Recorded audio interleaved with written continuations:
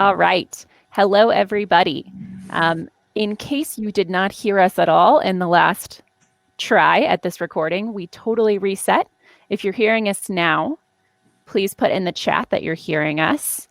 Oh, yay, we're getting yeses. Okay, good. So this worked. So glad we got to refresh and start over.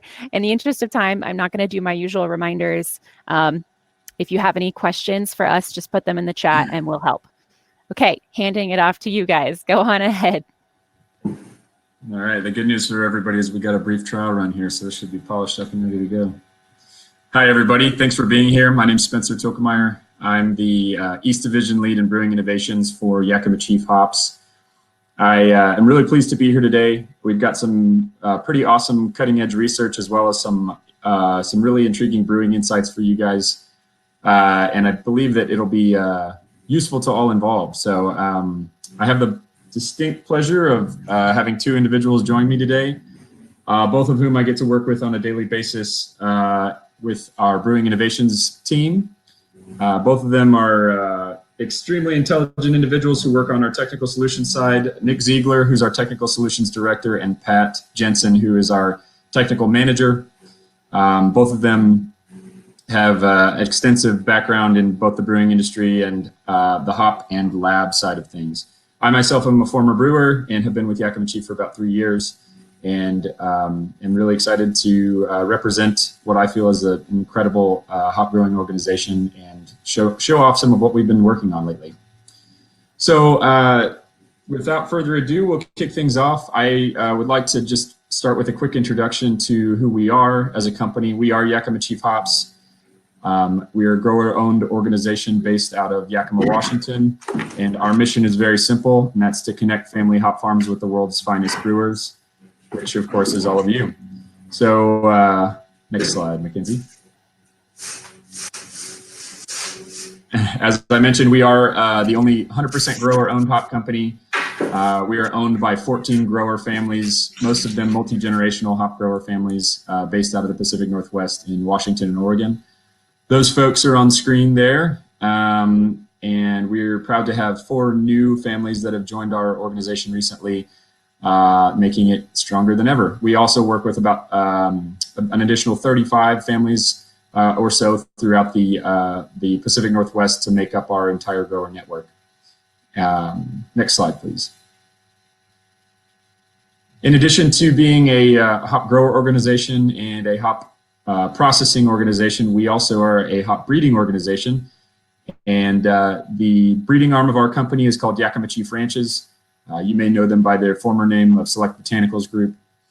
Yakima Chief Ranches is responsible not only for breeding new varieties from initial pollen cross to eventual market commercialization. They are also responsible for farm quality management on those varieties, so that the Simcoe, Citra, Mosaic that you've come to know and love is indeed the Simcoe, Citra, Mosaic that you expect every time you receive it. And there's a lot that goes into that to making sure that hops are quality and consistent every time. And most of it starts right there in the soil on the farm with what Yakima Chief Ranches does, working with farmers on a day-to-day basis. Next slide. Oop, I think we went backwards there. There we go. Just to take a quick look at some of what Yakima Chief Ranches has done over the years. There's some familiar names hop-wise that have been brought to market as part of the Yakima Chief Ranches program, starting in 1997 with Atanum, Simcoe, Palisade, Warrior, and then the eventual merger with the hop breeding company to eventually bring to market Citra, Mosaic, Equinaut, Laurel, and most recently Sabro and Pato in 2018. So some very familiar names, some heavy hitters on there that hopefully all of you have had a chance to use, and we're very proud to represent those varieties in the market. Next slide, please. Okay, so as the title mentions, this is intended to be a deep look at a modern certificate of analysis, and this will be both a look at some cutting-edge research and what we believe is sort of the frontiers of hop aroma research, but also a more practical look at what you as a brewer can do to maximize this knowledge and make more intelligent and informed decisions in your brewery to maximize the impact of hops in your beer. So with that, I'm going to turn it over to Nick, and he's going to walk us through a modern certificate of analysis.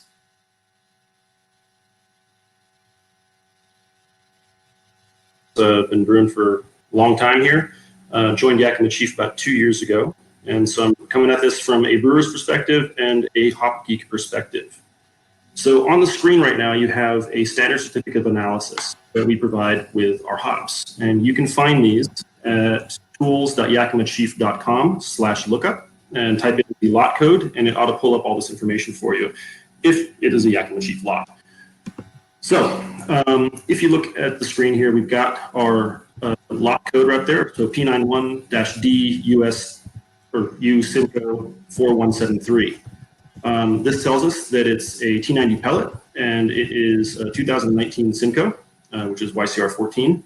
And the values below are the traditional values that we should all be pretty familiar with. So UV alpha percentage, for example, that the measurement of the bittering potential of the hops, so the alpha acids that are there. The beta percentage, the hop storage index or storageability index, and then the total oil as a percentage of weight of the hop. So and on the far right, on the lower right-hand side, you'll see the methods that are used to determine those. So if you want to compare them against any internal metrics, you can do that. So to break this down, basically the alpha acids are going to tell you how much bittering potential you have in those hops, and depending on which formulas you use, you can calculate what kind of isomerization rates you're going to get and the bitterness that they should contribute to your beer.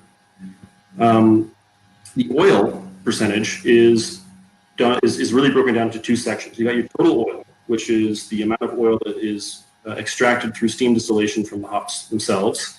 And then you have a fraction of the big 7 components that make up that total oil. So if you look at beta pinene, it's 0.7%, myrcene 46.2, linalool 0.7, and so on.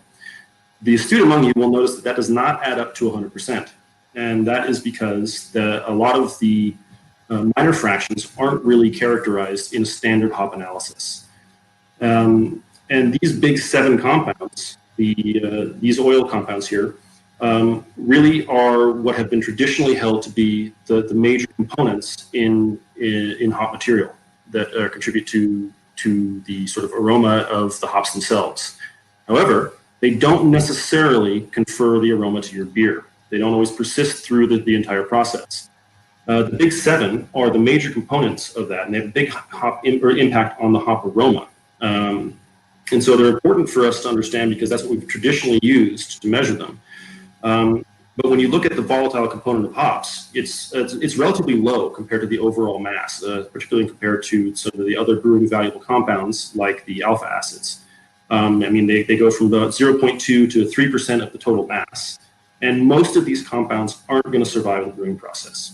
The hydrocarbons, which are hydrophobic, typically don't persist that well. They don't get into the beer that well. As Pat Jensen says, if it ends in "-ene", it will not make the scene. Pat's very fond of his puns, and we love him for it.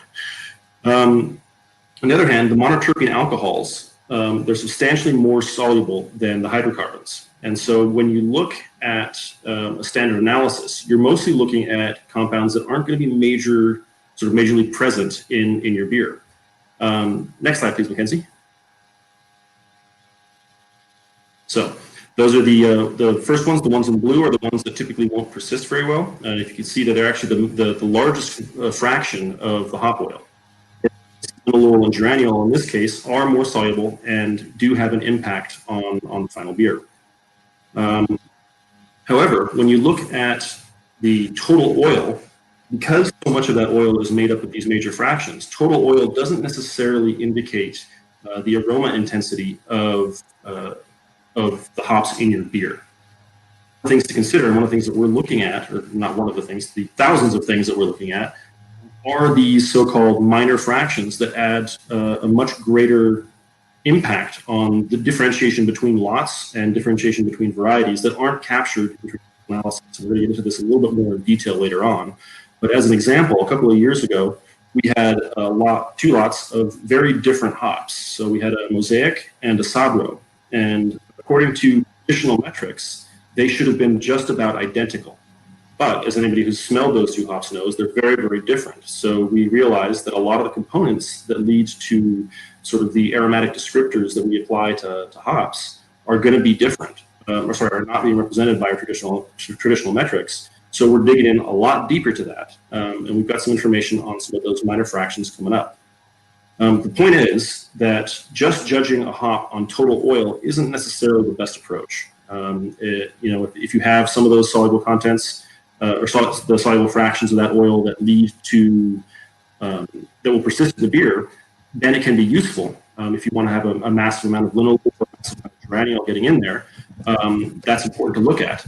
But the real takeaway from this first section here is that the composition of the oil is far more important than the total oil volume from a brewing perspective.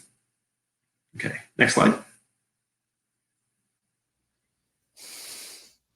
And I'm going to hand it over to Pat Jensen to talk about tracking aromatic hop compounds. Thank you, Nick, and thank you for allowing me to speak today. I'm glad everybody chimed in. I'm Pat Jensen, and one of my biggest tasks is trying to analyze hops for every compound there possibly can be inside a hop, which is daunting, but a lot of fun in my case. I've been working in the hop industry for 16 years, generally in a lab capacity. So as we track aromatic hop compounds, we have to have the right instrumentation. And the instrumentation, if you want to go to the next slide, please. What we are using on our end is a GC QTOF combined with an SCD.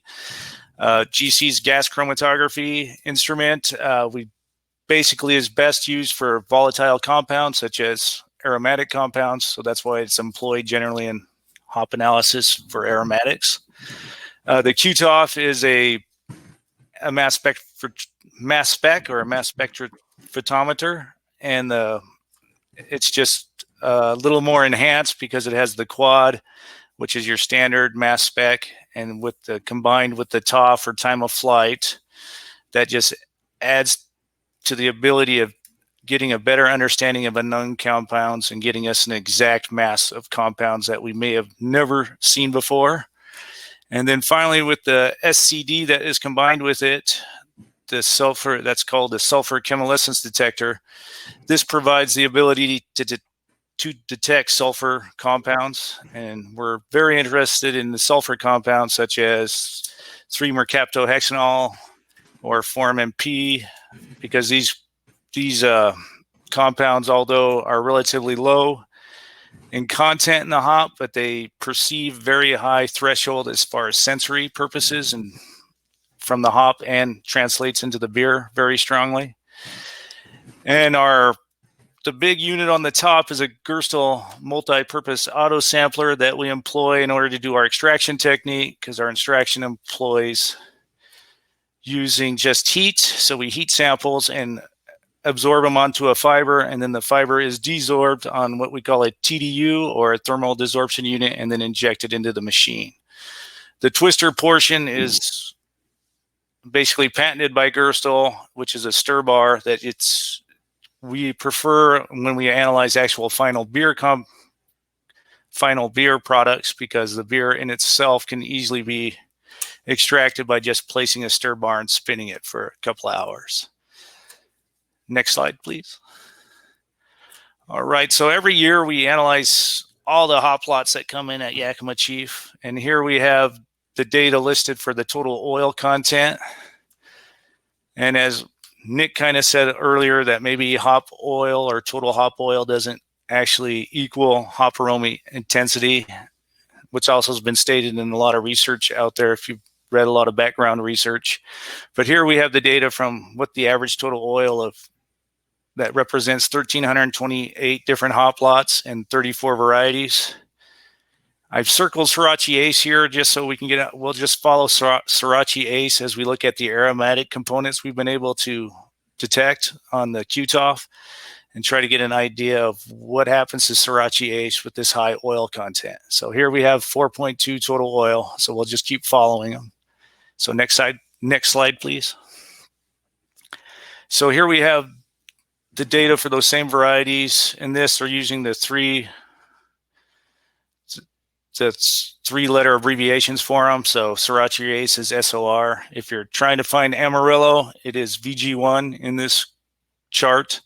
So if you're looking for that, so here's the big 3 components: the myrcene, caryophyllene, and humulene, which generally is known to have about 70% content of the essential oil. And then we can already see Srirachaease in this chart is already showing that it's not the highest at this level. It's number 4. Centennial has a little more myrcene and caryophyllene and humulene content. Now, some of you might wonder where the farnesene is. I left them out because there's several other terpenes that could be a part of this graph, but they contribute very minorly to the overall terpene profile. So I just excluded them at this time. Farnesene would put quite a bit of content in with the Amarillo or the Cascada with Willamette, because it does have a pretty good high percentage in those hops. But for this purpose, it didn't contribute a lot, so I just kind of left it out at this time. So, next slide. So as Nick mentioned, geranium linalool oil we know is a kind of a beer survivable. It'll end up in the final beer. So a lot of people try to pay attention to how much geranium or linalool content is in the hop. So here we have them again, those same 34 varieties listed from largest to smallest of the combined geranium and linalool content. And again, we see Srirachaease is now telling more to the bottom end of the variety spectrum here. So it just doesn't have the same geranium linalool content as Laurel, which appears to be the highest in this case. Next slide. And as we continue to follow, here's a list of 17 different esters that we detect on our QTOF. And you can see the trend in this graph shows Srirachaease is actually at the bottom. So so its total oil content was number 1 overall for the 2019 harvest, but here in the ester content, it seems to be the lowest. Next slide. And again, we also had that SCD, so we'll talk about the sulfur-containing components because that's what the SCD was brought upon for. And here, Srirachaease is more middle of the road, and some of the components we were tracking here are 3-mercaptohexanol, which is kind of a passion fruits kind of compound. So generally, we're thinking higher levels of 3-MH or 3-mercaptohexanol is generally what you want in your hops. And you can see in this graph that the Citra, Centennial, Mosaic, which are pretty well used hops, are right up there in the higher levels. So could have something to say to why those hops probably are used as much as they are. Next slide. So with our 2019 data, if we looked at what we actually detected compared to what the total oil says, we couldn't find a correlation to aromatic compounds to total oil. So we're trying to determine what actually truly makes up the total oil content. So there'll be a lot of research of trying to figure out what we're not able to see on our current analysis methods, and if they are contributors to aromatics, or are they more something with maybe no aromatic background at all. They're just kind of like a fatty acid in the oil. And in our future years, we weren't able to find analytical standards for every compound that we can possibly detect. So we're actually trying to acquire as many analytical standards we possibly can so we can quantitate as many compounds as possible, so we can add to more and more of the data, so we can get a better understanding of what are the true nature of the aromatic compounds in hops, and which ones of those actually survive in the beer. And with that, I'll turn it back to Spencer.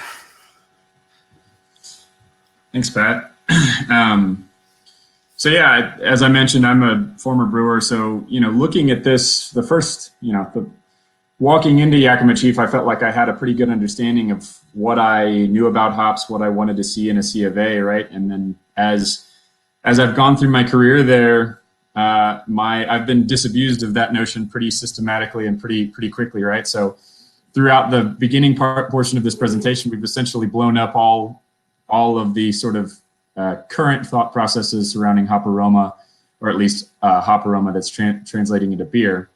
So we know that total oil is not necessarily a driver of aromatic intensity. We know that the hydrocarbon or terpene fractions are not usually surviving into finished beer, even though that you're probably smelling them on when you rub raw hops and things like that. So anyway, what you might be asking yourself at this point is, so what do we know, right? You know, if we're just mentioning all these things that we don't know. Luckily there is some stuff that we do know, and we hope to offer that as practical advice. So next slide, please, Mackenzie. So one of the areas that Pat mentioned briefly in one of his previous slides that I'd like to touch upon more thoroughly is sulfur components in hops.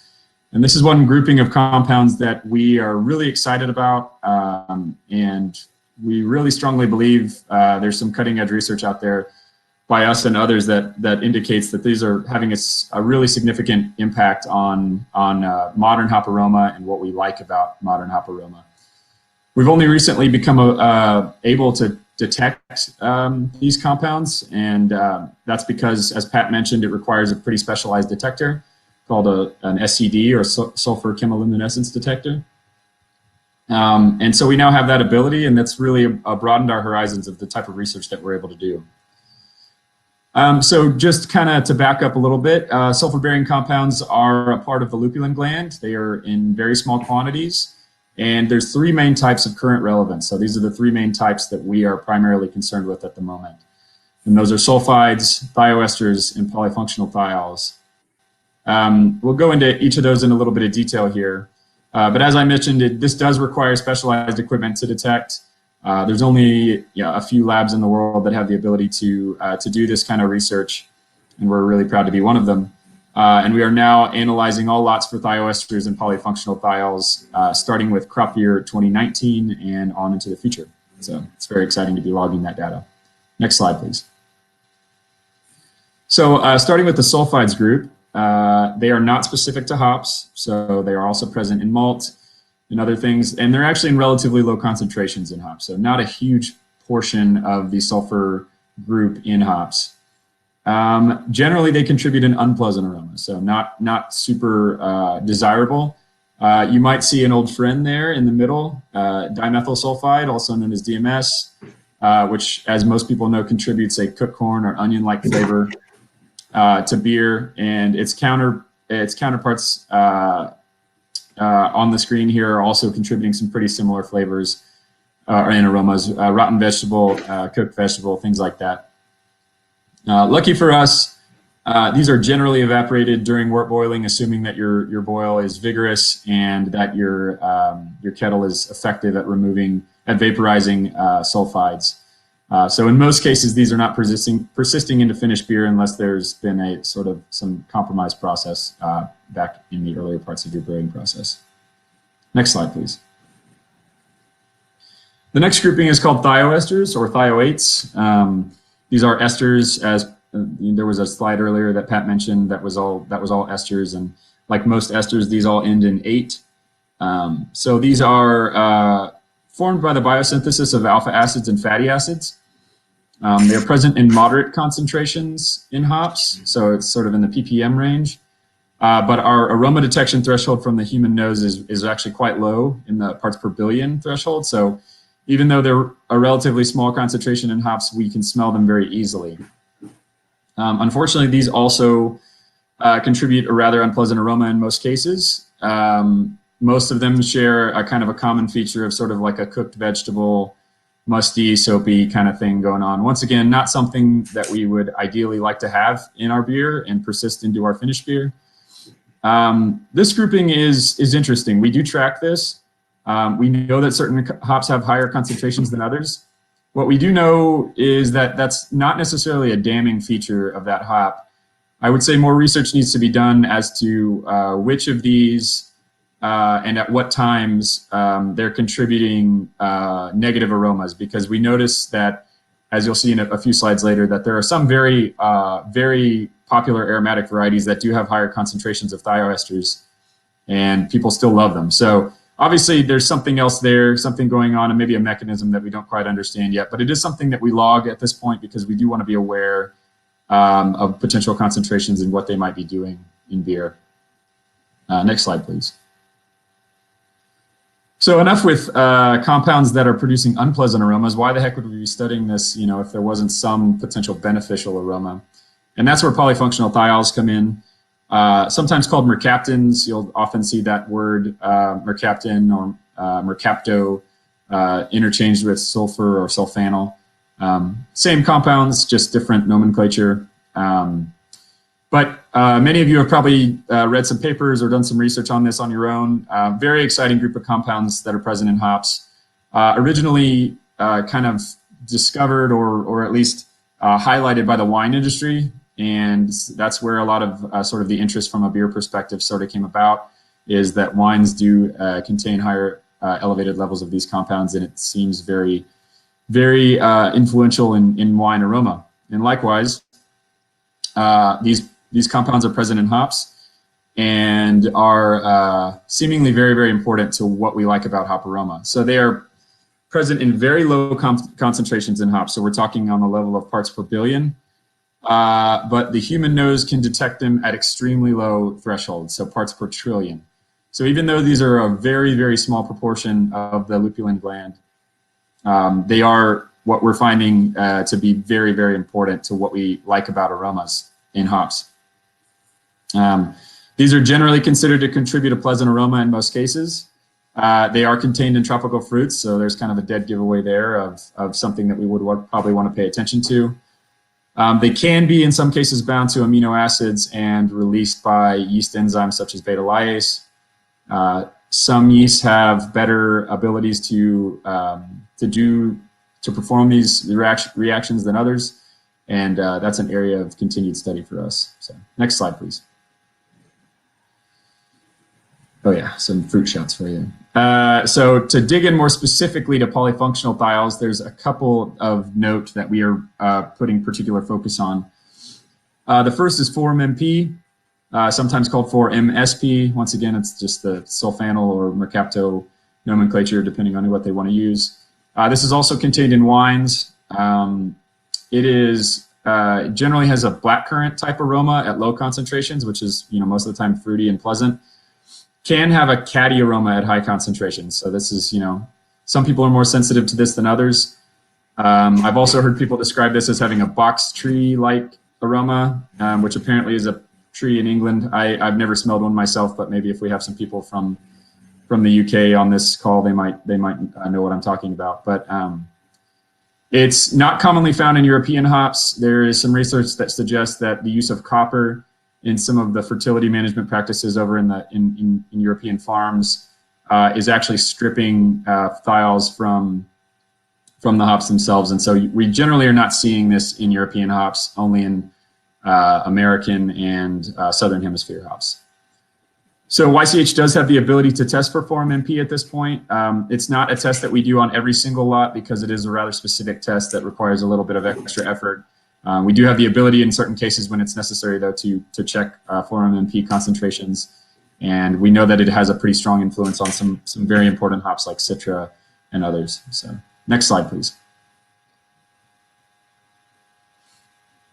Okay, so 3-MH, previously mentioned by Pat a little bit earlier. This is probably the most influential of these components that we've found recently, or the one that's gotten the most intense study from our departments.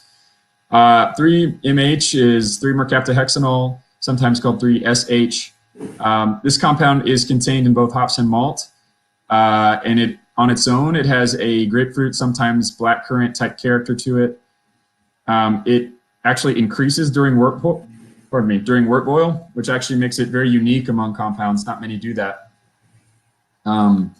So pretty interesting that it does that because most hop compounds are having a hard time surviving heat.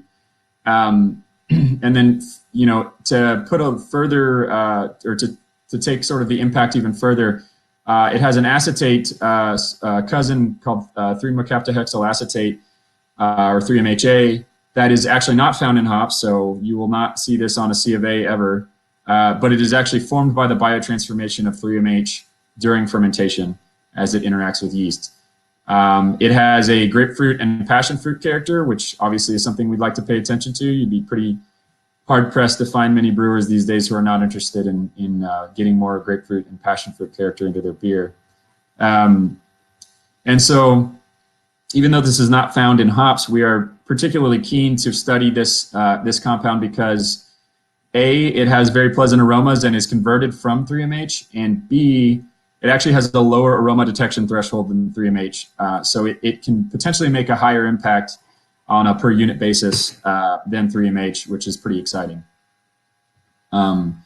So YCH does currently test for 3-MH on all lots for crop year 2019 and forward, and this is something that we're actively logging on an everyday basis. So, next slide, please. So that's all well and good, right? That's a lot of what I feel is pretty cutting edge research. But at the end of the day, you're brewers, not necessarily researchers, and so there's got to be a practical component. We are a solutions company, not just a research company. So why care, right? What's the purpose here? There's a lot of reasons to care, in our opinion.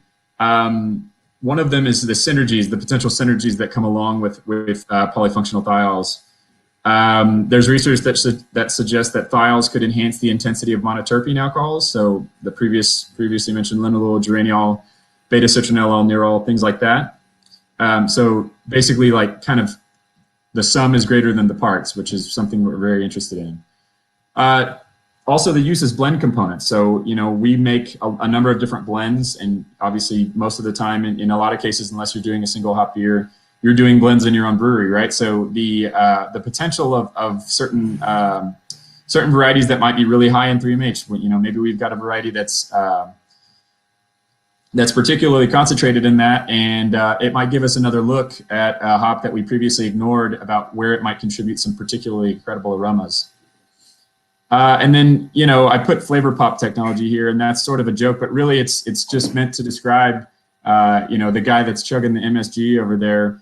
And MSG, I think, is not the worst analog in the world, but essentially what we're seeking is something that amplifies the flavor of hops in beer, and flavor and aroma. And we know very, very, very well that certain compound concentrations are synergistic and certain are antagonistic. We aim to figure out how to maximize those synergies and minimize those antagonisms. And that's what the study of these types of components can do for us, potentially. And then maybe even more excitingly, on the breeding side of the coin, we have the ability, when we're logging data like this, to make some incredibly well-informed decisions when we're making accession decisions about breeding cultivars. So, down, early in the first couple of years of development, if we see a variety that's just, hugely through the roof with 4-MMP or something like that, we might choose to send that to advance that line, whereas without the study of these compounds, we might have ignored it. So it really can make a huge impact on our breeding decision making. So next slide, please. So hopefully you guys can see this. It's a little bit small, but it's sort of a similar graph to what we looked at earlier with Pat. But I think this puts a little finer point on what we're actually trying to accomplish here, and puts a little bit more practical data at your fingertips. So what we're looking at is a group of 7 compounds ranked by variety. And those compounds we have just been internally lovingly calling the survivables, a group of compounds that we consistently see showing up in beer analysis, which means that they are surviving into beer. And that's a good place to start, because we want to know about what compounds are actually making it into finished beer so that we can better study those compounds. So we've got 7 compounds here, some familiar names on there: linalool, geraniol, methylgeranate, 3-MH, which we've talked about already. So as we look at this graph, there's a lot to unpack here, and I'll highlight a couple of things for you guys. So obviously at the top of the list, we see Idaho 7, which is just chock full of everything. It's a powerhouse variety. I am very, very bullish on the future of Idaho 7. And if you haven't had a chance to use it, I would encourage you to do so. As you can see, it has not only a lot of compounds, it has a good diversity of compounds too. So tons of contributions there from one individual hop. Being grown in Washington now, as well as Idaho. Really great hop. Going on down the line, we see some familiar heavy hitters, no surprise. Mosaic, Bravo, Citra, Simcoe, Laurel. Laurel has an extremely high linalool content, which gives it a very high potential synergy with other hops. HBC 692, has the highest geraniol content that we've ever seen in any of our cultivars, and so on and so forth down the line. And then as we get to the bottom, we see some really familiar names, so Azaka, Cascade, Cashmere, things like that. So we know that these are really impactful hops, right? So I guess I would like to just kind of frame this for people and say that just because that a hop is at the bottom of this list doesn't necessarily mean that it has no value from a brewing perspective. What it does mean, though, is that we might ought to consider where we're using these hops and where we're deploying them, because we know that it's not high in components that survive the brewing process, right? So what that means is these compounds are not so likely to survive heat, the more of these compounds that a hop has, the more likely these are to survive heat, survive CO2 exposure, survive fermentation, things like that. Whereas something like Azaka, which is not as high in those compounds, would probably make a better post-ferm dry hop than a whirlpool hop, right? So, that's just an example, but I think you can kind of start to see where the potential implications of this type of research can go as we use it to kind of better inform the way that we use hops in the brew house and in the cellar. Next slide, please.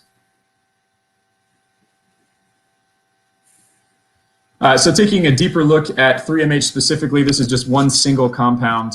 3MH is obviously 3-mercaptahexanol. We talked about it a little bit earlier. Pretty important compound that we're finding. We see that there's a really long tail to this graph. So a lot of varieties don't have a ton of it. But we do see that there are some varieties that are just chock full of it. So Pato is at the top of this list. It is the king. What makes that interesting is that Pato is really, it's predominantly being thought of as an alpha hop when we developed it. But, anybody who's stood over a Pato kiln or smelled it on a table, it's not the most dominant, super aromatic hop you've ever smelled. It doesn't necessarily just scream aroma at you. It's quite mild and pleasant. But where we start to really see some potential implications here is, what if there's an untapped potential for Pato that we're not realizing in the way that it's used? So, who knows? Maybe if we blended 15, 20% Pato into a hop blend and we used it in whirlpool or in mid-firm dry hop, could it all of a sudden supercharge that blend with 3MH content that could be converted into 3MHA downstream and potentially make a major flavor impact, aroma impact, even though in a raw hop format, it's not necessarily screaming at you as a super important hop. So you can see, as I mentioned, this is just a different way to sort of frame your thought process surrounding hops and what they're contributing to beer rather than what they're contributing in a raw hop aroma standpoint. Next slide, please. And this is thioesters. I mentioned this group earlier.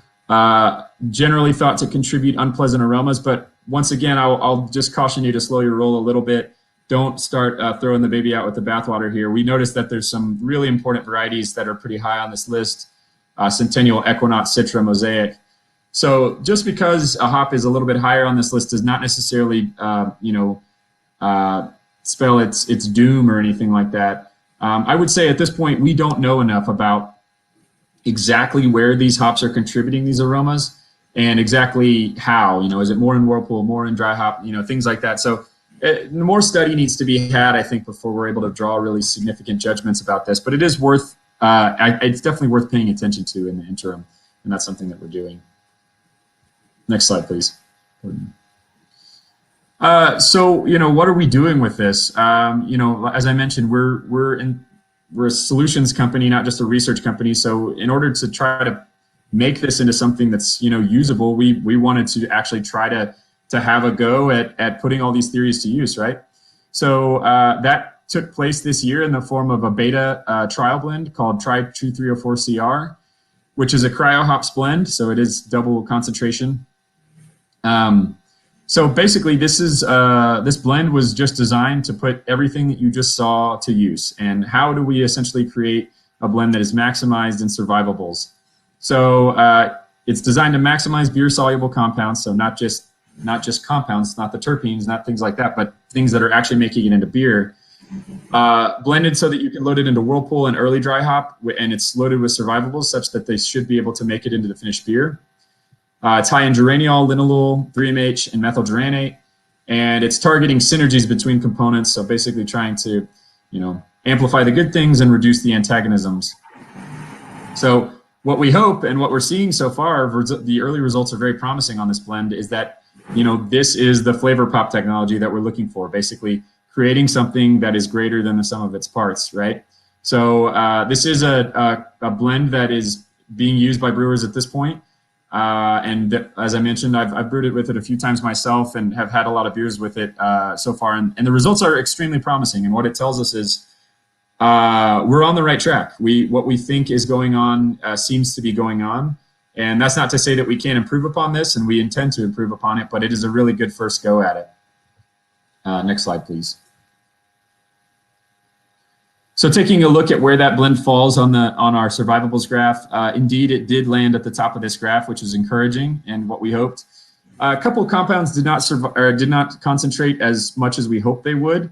It's one of the interesting things about blending is we have all these methods of predicting to a certain degree what is going to concentrate in a hop blend, but it's always a little bit of a guessing game exactly how it's going to perform once they're blended together. And one of the things that didn't quite concentrate as high as we would have liked is 3MH, but you'll see it is still quite high among the compounds there.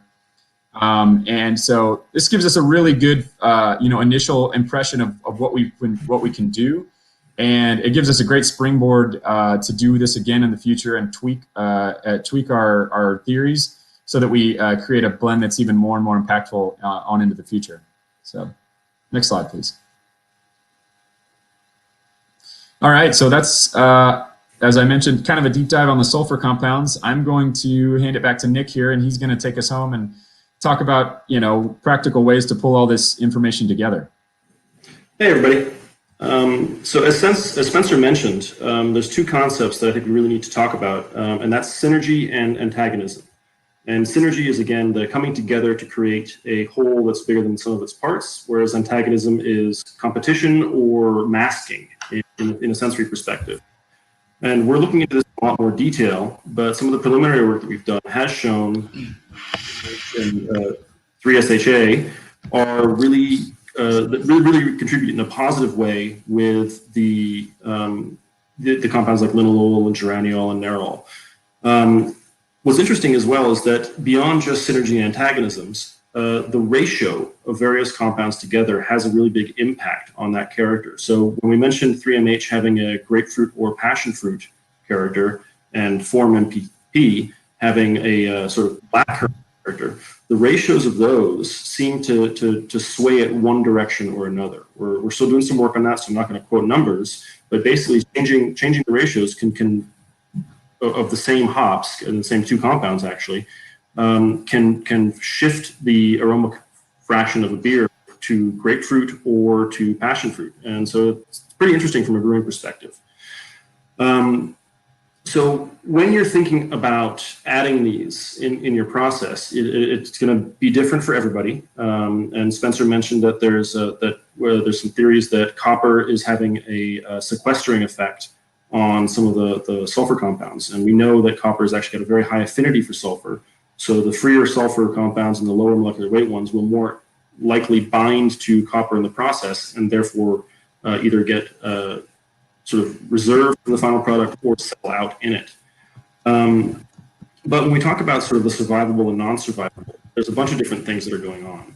We have the physical sort of absorption of compounds onto residual hop matter or the walls of a fermenter or yeast that will then settle out or stick to the walls of your vessel.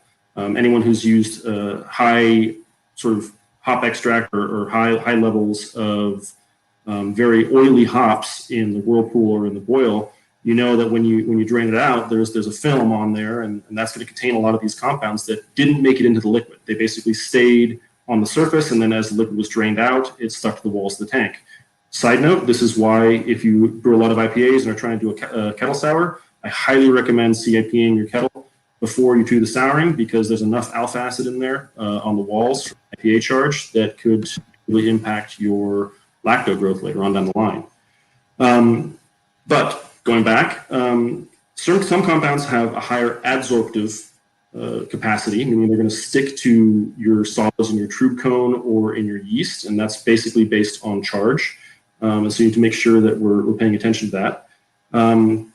And that then you have other ones that are more soluble. And so the sort of polar compounds are going to solubilize a lot better in a water and alcohol mixture.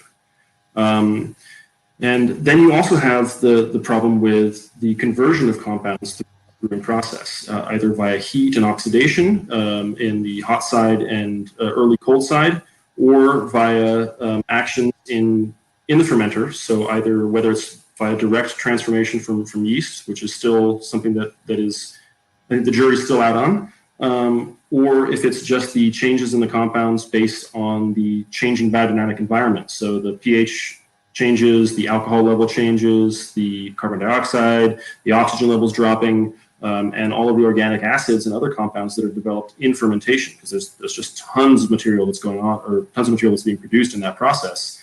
And not all is necessarily directly involved in the final beer, but as the yeast is taking up compounds and excreting other ones or secreting other ones, that changes the mix. And so those compounds will change in that. So we're looking a lot more in detail as to how we can manipulate that and provide that knowledge to you guys.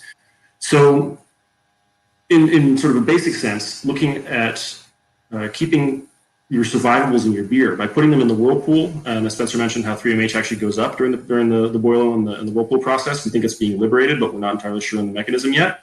You really want to look at focusing on varieties that are high in survivables.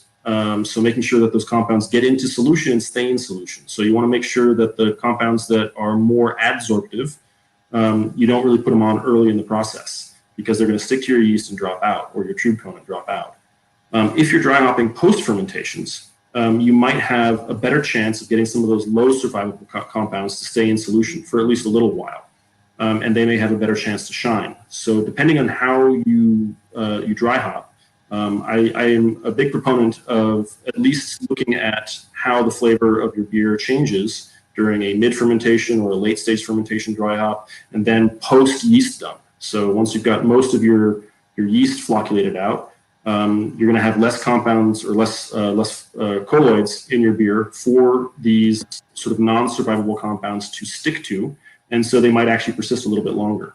And so the idea is that with a post-ferm dry hop, you might want to focus on adding some of those low in survivable hops, or the compounds that are higher in the lower solubility compounds. You might actually end up with a little bit more in your beer. Next slide, please.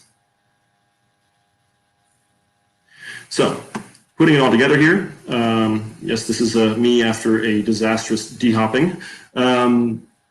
So for maximizing dry hop impact, there's a bunch of things to consider beyond just survivables, non-survivables, synergy, and antagonism. Sort of the non-survivable, non-polar compounds are going to solubilize better in a higher alcohol environment. If you've ever made exactly the same beer with the only real difference being the ABV, you'll note that the flavor contributed from the hops is substantially different. So a 10% double or triple IPA is going to retain a lot more of those traditionally non-water soluble compounds than, say, a session beer, 3% or 5% session beer. The non-survivable or the non-polar compounds also take longer to solubilize in the beer. So they're not totally non-soluble, but they're less soluble. So it's going to take a lot longer for them to get in there just through chemistry. Something to consider, though, is that the water-soluble or the polar compounds are going to be absorbed in any beer batch. So you want to kind of think about how long you're leaving your hops in solution, because you might end up with an unbalanced hop profile or something that you're not necessarily after. And this is something that I've spoken about a lot before on the podcast and in other presentations. But really, dry hopping can be broken down into a couple different sort of chemical and physical interactions. So you've got your total quantity of hops, you've got your temperature, you've got time, and then you have your contact or surface area. And so you can change those profiles or those parameters by raising and lowering certain ones to change the way the hops absorb into your beer. Typically, if you elevate temperature and you increase the surface area or contact surfaces, you're going to require less time to get your hops into your beer, the hop compounds into your beer. I'm a big fan of dynamic dry hopping, so recirculations or rouses. But if you look at the graph here on the screen, you can see that these are just two compounds that we pulled this graph up to show you, is that if you see pre-dry hop, they're fairly low, although the methylbutyl one is fairly standard. It does go up a little bit. But if you look at 2-nonanone, after the first dry hop rouse, it spikes. But both compounds stay pretty flat after the second rouse. And so people can use the fermenter burping technique to get the hops out of the cone and back into suspension, or you can do a recirculation where you're spinning those hops throughout the liquid. And the longer you have those hops in contact, or the greater the contact of liquid to hop, the more dissolution of compounds you're going to get. And so it's important to notice that after this second rouse, which I think is only 2 days of dry hopping, there wasn't really a big change in the amount of these compounds in the beer. From my previous experience in a brewery where I'm now covered in hops in that picture, we actually managed to reduce our dry hop times from about a week down to under 12 hours through recirculating the entire volume of the tank. So if you're on process time, you can get some really good savings there. Again, there's a bunch of things to consider, like hygiene and your pump type and blocking the pumps and all that. But if you keep your hops in suspension, you're going to have better results. And I'm also a big fan of dry hopping a little bit warmer. So some people will be dry hopping, in the 50s range, and you're going to get different absorption of compounds. The non-polar compounds are going to be less absorbable at those temperatures, whereas if you raise the temperature up to the mid 60s, up to even the 70s sometimes, once you make sure that your yeast isn't in solution anymore and isn't going to lyse and give you some off flavors, you can actually see some pretty big gains in hop absorptions. So next step, please. Next slide, please. The really it's all well and good getting your compounds into the beer, but keeping them there and making sure they survive is a whole different challenge. And the enemy of hoppy beer is always going to be, or the two biggest enemies of hoppy beer are always going to be temperature and oxygen. And what we found is that DOs or TPOs above 50 will have a really big impact on the hop aromatic character. It's not always a bad thing, depending on which compounds you want to sort of accentuate, and there are differences depending on the pH and the total acidity and the actual character of the raw liquid. But as a rule, you want to make sure that your DO is as low as possible after dry hopping. So in the fermenter, it should be sub 5 or below the threshold of measurability for most of the implements out there, sub 5 ppb, excuse me. And then as you get through your filtration or centrifugation or fining or whatever you do and get to the bright tank, you want to keep that as low as possible. So a well-perched bright tank is absolutely crucial. Another thing that's really important is the vessel headspace. So the higher the headspace in the vessel, the more of these aromatic compounds are going to volatilize off of that liquid surface and get into that space.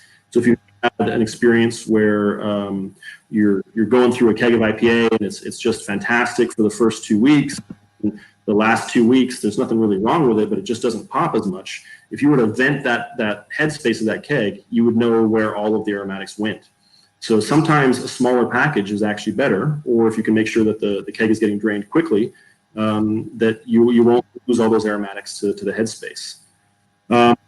Cans and absolutely crucial that you get all the oxygen out. There's always going to be a little bit in there left over, but if you can keep your DOs below 50, you're in a pretty good spot. I tend to prefer below 10, but that's sometimes not possible. But basically that will make the beer surviving a matter of hours to a month or two, maybe even 3. So pay attention to that. It's a really big deal. I really hope the crowler manufacturers get some better purging because I love that format, but it's really only good once it's canned and you can drink it right there.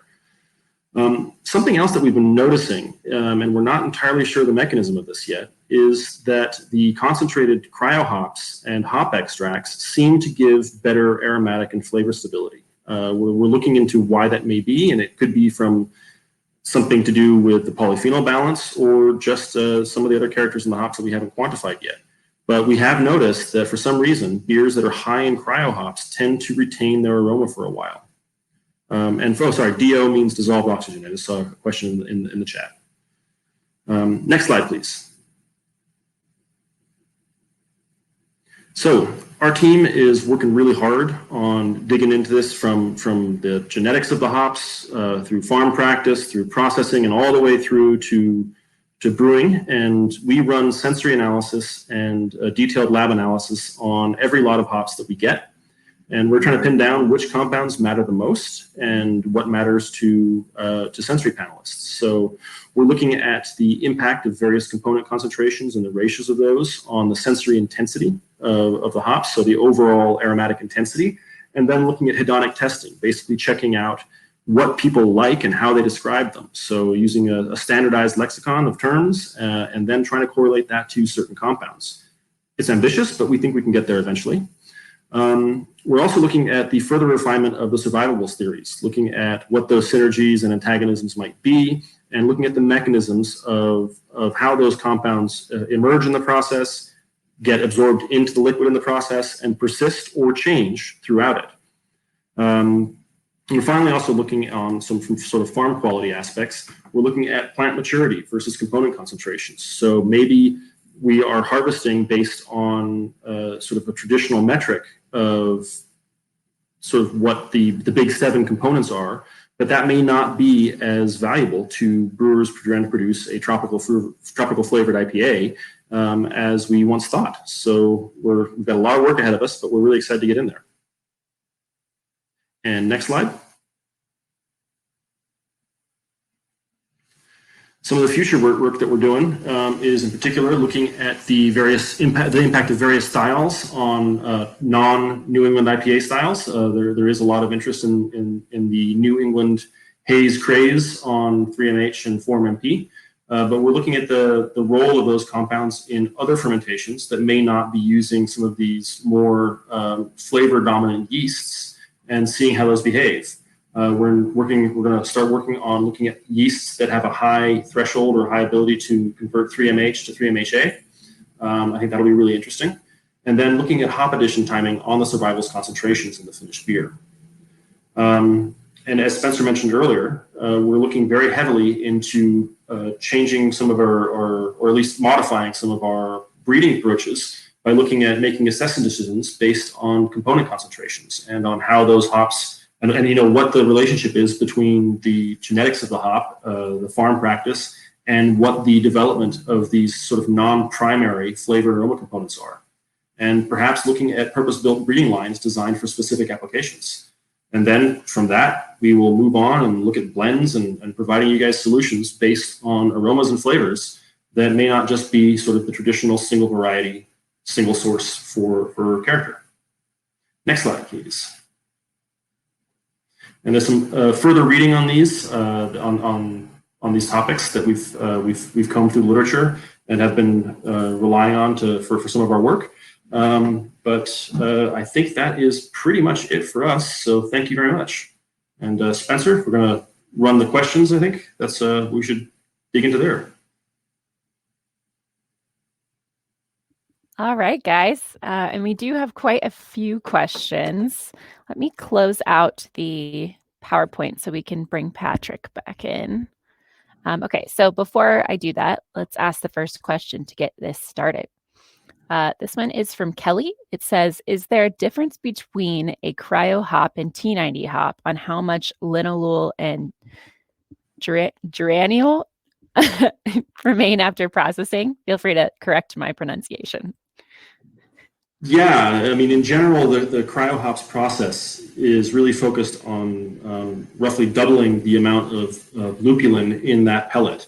And so the idea is that in doubling the lupulin, we're going to be doubling all of those components that reside in the lupulin glands. So in general, you'll see about twice the amount. And so that's one of the reasons that we recommend using a lower level of cryo to achieve the same flavor. Or if you want to go nuts, use the same amount and get double the impact.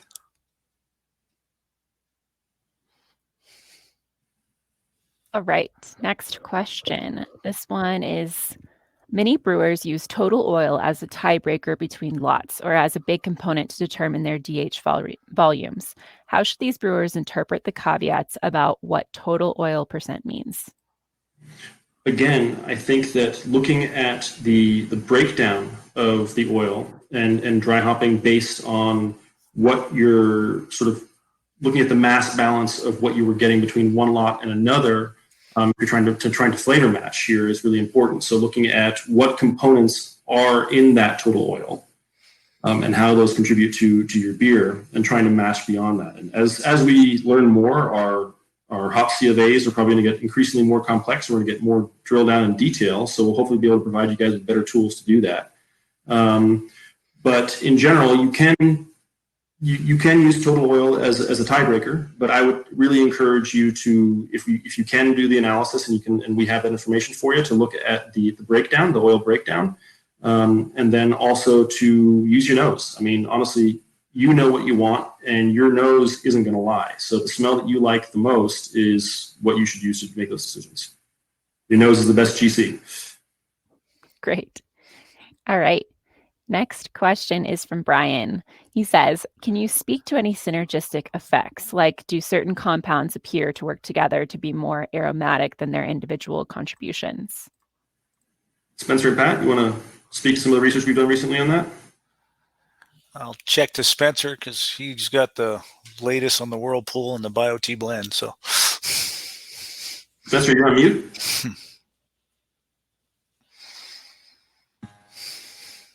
Sorry about that. Still mute. There you go. Now? There you go. Okay, that's all right. There's a good amount of study out there on that. We pointed to a couple further reading articles there. A couple of Japanese breweries have done some really interesting research that's, I think, really informative of this kind of stuff.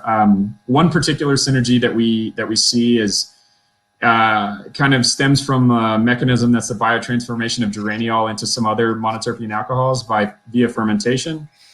And this happens, generally speaking, it's actually in one of the Sapporo articles that's mentioned at the end of this. Generally speaking, that's going to be transforming into linalool and beta-citronellol in most cases, and those compounds together are thought to have sort of a lemon-lime type synergy, and sort of have an overall intensity when combined that's greater than what they were originally. So there's Sapporo did a study and actually did a sensory mock-up where they proved that it was the threshold level was lower when they had those three components in synergy than when each of them was individually present. So that's one. And then obviously the conversion of 3MH to 3MHA is thought to make the compound more the component more impactful, more sort of pop to your nose a little bit more. So there's other research out there that suggests that conversion can also enhance the detectability of some of the monoterpene alcohols like linalool and geraniol. So in most cases, what's been studied so far is sort of the interaction of that monoterpene alcohol group and the sulfur group, and sort of the way that they work together. And it seems like at least in the case of polyfunctional thiols and the monoterpene alcohols that are most common for us, that those do tend to interact synergistically most of the time. And to Pat's point too, we have done some trial work with the Tri-2304 CR blend that we mentioned earlier. That blend, we've done some preliminary studies that show not only that from a hedonic perspective, that people tended to prefer the mid-firm edition one more when two beers were made side by side, one with mid-firm dry hop and one with post-firm dry hop, that people tended to prefer the mid-firm one more, but also that even though some of the components were lower in that beer from an analytical perspective, so actually the finished beer geraniol numbers and things like that were lower, that panelists were rating the mid-firm dry hop one as actually having a higher intensity in tropical and floral and citrus categories. So that's just some preliminary research. We hope to really repeat that trial a lot more times to get some data that we feel rock solid about, and actually present that at a later date. But so far, really exciting. Great. Thank you, Spencer. Okay. We've got about 15 minutes left and like 12 questions. So just giving you guys an idea. This next question is from Leslie. It says, do you have suggestions for yeast strains that can transform 3MH to 3MHA? Not directly yet. There has been some preliminary work. I highly recommend that everybody check out the Milk the Funk forums, and they've got some really good information on there from anecdotal studies. We know that a lot of the beer or the yeast and the microbes that are used in traditional sort of multi-organism fermentations, like or mixed fermentations, like Brettanomyces, some of the Pichia, some of the Schizosaccharomyces, those have a greater biotransformative capacity for glycosides than traditional sac species. But I'm not sure about the enzymatic potential or the biotransformative potential specifically for 3MH, but that's something that we will be looking at in the future.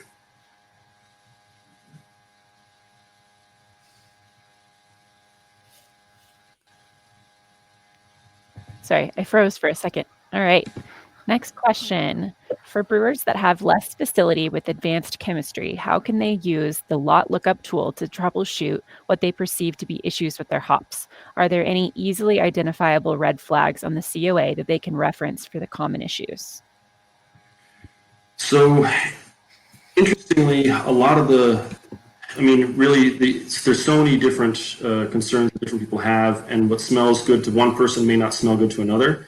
So that's not something that we can really speak to. If you do have a quality concern, though, I definitely encourage you to reach out to Yakima Chief, and we will investigate. We take every concern seriously, and we look into it pretty detailed, in pretty deep detail.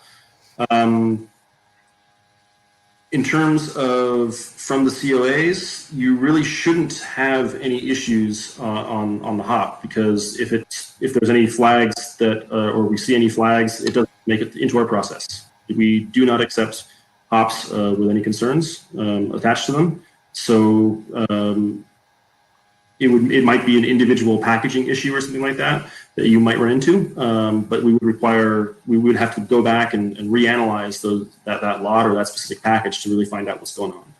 And we do our best. So reach out if you got any questions or concerns, and we will do our best to help you. All right. Okay, next question. Does a hop variety with high survivables generally have lower HSI because it's more resilient to the usual degradation forces in play? So HSI is a measure of the storageability index of the raw hops, and that really has to do with the breakdown of the alpha acid species in the hops. And those are not going to be sort of reflective of or at least we don't have the data yet to show that there's any sort of correlation specifically with the aromatic compounds, because those all oxidize and degrade at different rates and in different ways. So that's not necessarily the best indicator. It is an indicator, but again, use your nose. Okay. Next question. If someone grows their own hops, is there any way to make sure that they're good? Your nose. Revert back to the previous conversation about your nose. Yep, use the nose, man, or lady, or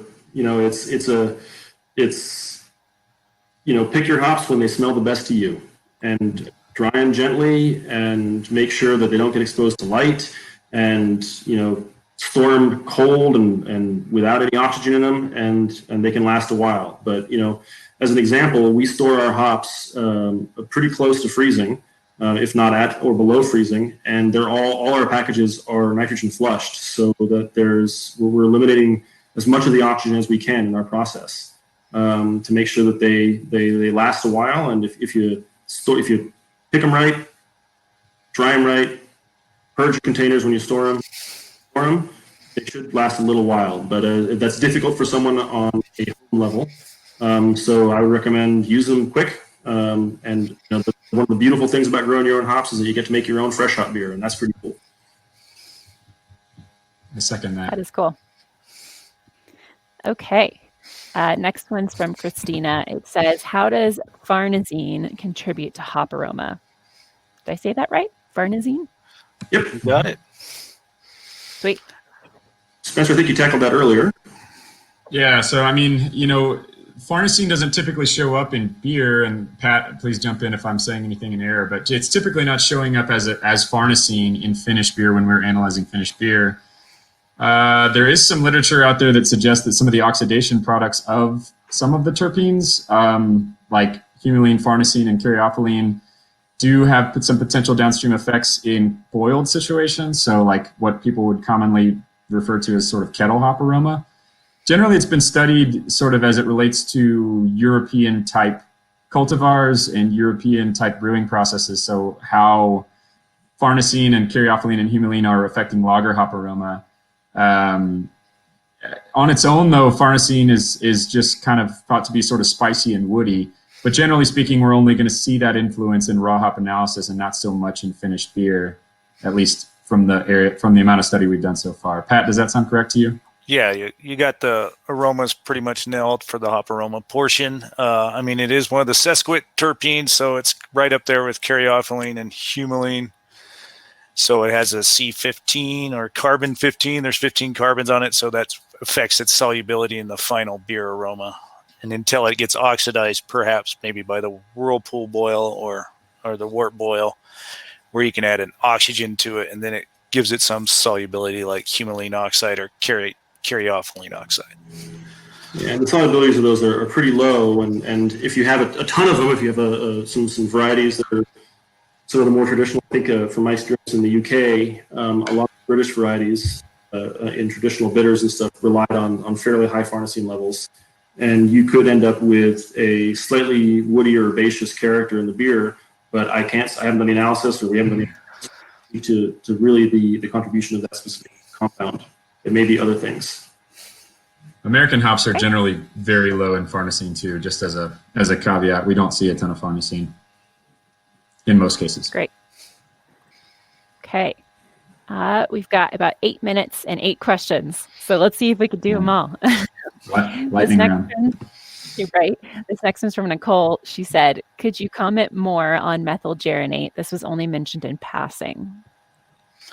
Methylgeranate is, as its name tells you, geraniol. So it's probably a derivative or a fatty acid ester, probably derived. It has not quite the same solubility as geraniol. It can be considered floral, but because it's slightly larger than geraniol itself, it can come off as waxy as well because of its carbon length, essentially. So, and it does seem to survive in the beer, but it doesn't have the same solubility as a geraniol or a linalool.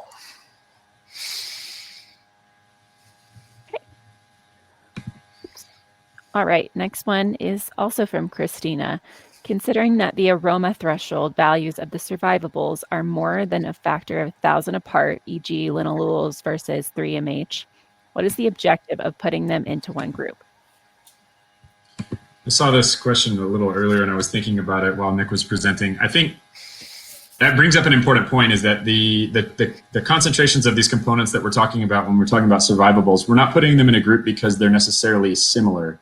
The similarity that they share is that they're making it into finished beer. We consistently see them show up particularly in modern IPA production in finished beer. But it is important to note that, Christina, you're exactly right. When you compare like 3MH, for example, the concentration of 3MH in a hop versus the concentration of geraniol in a hop, they're vastly different in terms of scale. So it's not so much that they are at similar levels that we're putting them in this category together. It's because we believe that they share a common feature of being important to beer aroma. Guys, do you agree with that statement? I'd agree with that. And again, it goes back to that synergistic approach, which is that, you can have, in the parts per million of, say, linalool or geraniol or something like that, and that has X impact in terms of sensory, whereas you have something that's 1,000-fold or greater difference at a lower concentration, like 3MH, and it has a substantially higher sort of proportionate impact by volume on that beer. The thing is that they both end up and they both work together. Both those sort of levels work together to create the final sort of moiety of beer character. Yeah, I just kind of add, we're just trying to give it its best chance to make it in. So if it's not there, it won't get in. But if you put it in the hop, then it's there. Okay. Okie dokie. We have about 4 minutes left, so we might not get to all of these, but we'll take another couple. This next one's from Michael. It says, do your farmers have a choice in which breeds they grow, or is this decision made for them elsewhere? I kind of answered that one in the thread, Mackenzie. So hopefully you can refer to that one there. All of our growers are independent family farms, so we work with them to establish a varietal mix with them that matches their needs and the needs of the brewing community overall. So it's their decision at the end of the day. Perfect. All right. Next question's from Nicole. Could you comment on some specific antagonists that you've found or are investigating? Pat, you feel equipped to that one? Oh, it's hard to state. I mean, you kind of mentioned the thiols as being maybe they do have a vegetal flavor as aroma in itself that you can just buy a standard and smell one and you'll think, wow, that smells like cabbage. But like you said, how do we know it contributes in the beer and what thresholds there are? We haven't quite quantitated yet. So we're not there, at least I'm not there yet to state one thing or another. Yeah, I wouldn't say that we're quite there. We know that some things on their own smell not great, as Pat has mentioned, but it's hard to say which ones are actually tamping down the aromas of other things at this point. So. Yeah, and the other thing is that one of the things that I use is antagonistic, or it's antagonistic to beer character, but it's a synergistic relationship between compounds. Is that some of the negative compounds can work together to create a sum of disgustingness that is greater than or a whole of disgustingness that is greater than the sum of the parts. So that's also something that gets it. And a lot of that issue is typically what I've seen is that the biggest interaction is that some of the negative thiol characters from hops get dramatically accentuated by the negative thiols and sulfur compounds from malt and from yeast lysis or poor yeast fermentation characteristics.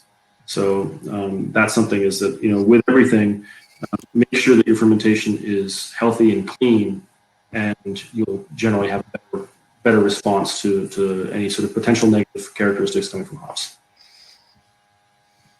Okay. All right. And I think we can maybe take one more and then we'll have to cut off. This one's from Jeff. It says, has there been sensory work performed to validate some of these theories? Dry hopping with non-survivables, post-fermentation to maximize character, etc. Yes. In short, everything that we do in the lab is also backed up by sensory, and we run brewing experiments to make sure that we're trying to control those variables as much as we can. But yeah, so every lot gets analyzed by sensory and by lab, and then when we combine them or we process them, we do that again, and then we brew them and we analyze that through the lab and through sensory. So we're trying to align all these things together. Great. Okay, I think that was the last question we had time for today.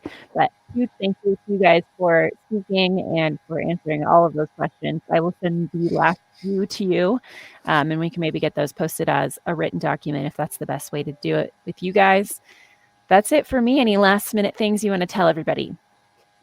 Thank you very much, and make good beer. Yeah, thank you a lot. Here's that. Thanks, guys. Keep supporting family hop Bye, farms. everybody. Bye. Definitely.